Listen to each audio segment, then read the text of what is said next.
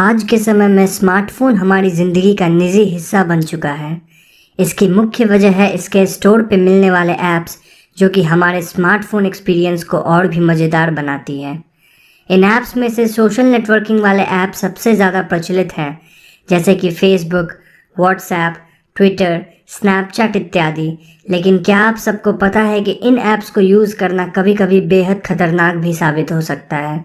तो आप लोग ये वीडियो देखते रहिए, क्योंकि हम आपको बताने जा रहे हैं स्नैपचैट से जुड़ी एक रहस्यमयी घटना, जिसे सुनकर आपके रोंगटे खड़े हो जाएंगे।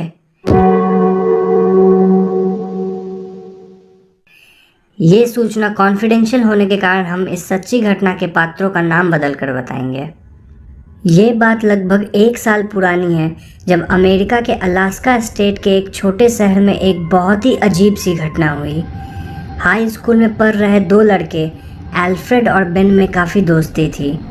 ये दोनों अक्सर एक दूसरे को स्नैपचैट के माध्यम से टेक्स्ट या स्नैप्स भेजा करते थे।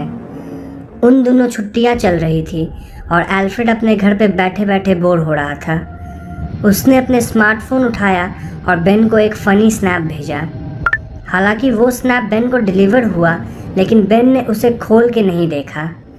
कुछ देर इंतज़ार करने के बाद एल्फ्रेड ने एक और स्नैप भेजा और इस बार भी स्नैप डिलीवर तो हुआ, लेकिन बेन ने उसे ओपन नहीं किया। एल्फ्रेड को लगा कि हो सकता है बेन कहीं और अपने कुछ काम में व्यस्त होगा, तो वो अपने कुछ दूसरे दोस्तों से चैट करने लगा। ऐसे ही एक दोस्त से चैट करते वक्त बेन का नाम ऊपर आया, तो अगले दोस्त ने एल्फ्रेड को बताया कि बेन की फ़ोन आज शाम को ही चोरी हो गई है। ये सुनकर एल्फ्रेड को काफ़ी हैरानी हुई, क्योंकि वो स्नैप्स उसके फ़ोन पर डिलीवर हो रहे थे। तो उसने तुरंत बेन के लैंडलाइन पे कॉल किया और सौभाग्य से वो कॉल बेन नहीं उठाया। बेन से बात करने पे एल्फ्रेड को पता चला कि बेन की फ़ोन सच में उसी शाम खो गई थी और वो कुछ देर पहले तक स्विच ऑफ भी आ रही थी। ये जानकर एल्फ्रेड ने बेन को अपने स्नैपचैट वाली बात बताई और उसने बताया कि वो स्नैप जो उसने भेजे हैं वो डिलीवर हो रहे हैं, और जिस किसी के पास भी उसका फ़ोन है वो शायद उसके फ़ोन को इस्तेमाल भी कर रहा है। बेन से बात होने के बाद एल्फ्रेड ने फिर से स्नैपचैट पे बेन के आईडी पे ढेर सारे टेक्स्ट मैसेज भेजे, जिसमें उसने ये बोला कि वो फ़ोन उसके फ्रेंड का है और जो कोई भी उस फ़ोन को यूज़ कर रहा है वो उसे लिखे एड्रेस पे लौटा दे। एल्फ्रेड ने टेक्स्ट में अपना एड्रेस दिया। इस बार उस फ़ोन के यूज़र ने इन टेक्स्ट को ओपन किया और कुछ देर बाद रिप्लाई में एक स्नैप भेजा। इस स्नैप को देखकर एल्फ्रेड के रोंगटे खड़े हो गए, क्योंकि जो स्नैप आया था उस स्नैप में एक बहुत ही डरावने इंसान की बहुत ही लंबी स्माइल वाली क्लोजअप पिक्चर थी और उसने उस पिक पे लिखा था, I am coming for you. इस तस्वीर को देखकर एल्फ्रेड को काफ़ी डर लगा, लेकिन उसने किसी और को ये बात बताना सही नहीं समझा, क्योंकि उसे लगा कि हो सकता है कोई उसका दोस्त ही उसके साथ मजाक कर रहा हो। इस घटना के लगभग 1 घंटे बाद एल्फ्रेड को बेन के आईडी से एक और स्नैप आया। इस बार स्नैप को खोलते ही एल्फ्रेड के होश उड़ गए। ये फ़ोटो उसके घर के पीछे वाली खिड़की की ही पिक थी। एल्फ्रेड भागकर खिड़की की ओर गया, लेकिन वहाँ कोई भी नहीं था। अब एल्फ्रेड को बहुत ज़्यादा डर लगने लगा था, इसलिए उसने तुरंत बेन को कॉल किया और अपने घर आने को कहा। बेन फ़ौरन एल्फ्रेड के घर पहुंचा और दोनों ने मिलकर स्नैपचैट हेल्प को ईमेल डाला और बेन की आईडी ब्लॉक करने की मदद मांगी। उन्हें रिप्लाई में एक ऑटोमेटेड मेल आया और इससे उन्हें ये पता लग गया था कि इस ब्लॉक करने की प्रोसेस में थोड़ा समय लगेगा।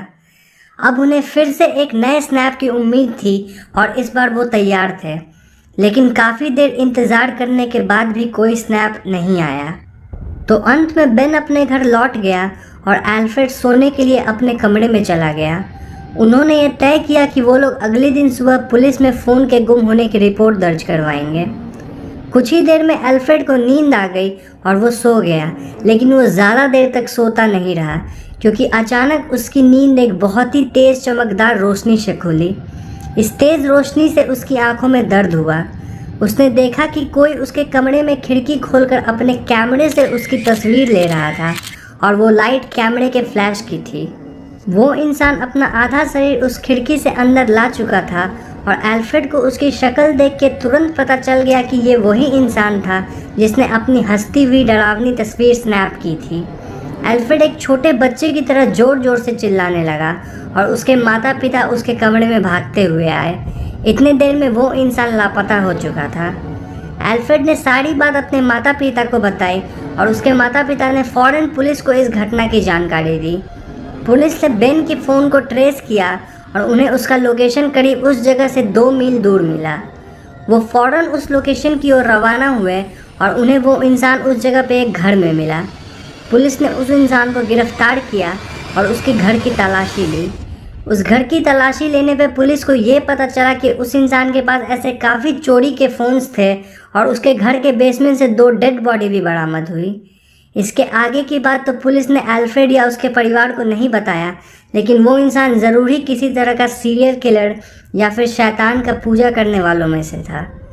उस इंसान को जेल की सलाखों के पीछे पहुंचाकर एल्फ्रेड और बेन ने चैन की सांस ली, लेकिन इस घटना को याद करके आज भी उनके रोंगटे खड़े हो जाते हैं। तो दोस्तों, आज की इस वीडियो को हम यहीं समाप्त करेंगे। ऐसे और भी कई सच्ची घटना है जो कि कई लोगों के साथ इन्हीं कुछ ऐप्स के माध्यम से हुए हैं।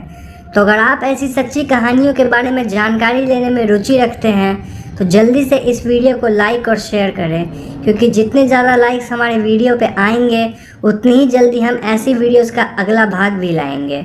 साथ ही हमारे चैनल सब्सक्राइब करना ना भूलें, क्योंकि हम अपने चैनल पे हर हफ्ते ऐसी वीडियोस लाते रहते हैं।